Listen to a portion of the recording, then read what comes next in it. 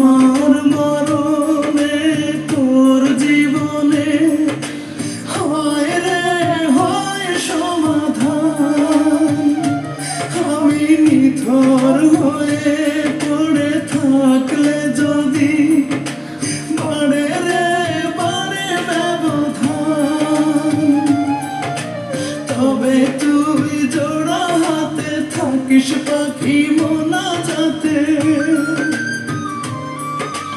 তবে তুই জোড়া হাতে থাকিস পাখি মোনাজাতে। তোর দোয়াখান করতে কবুল হইয়া রসের উপর,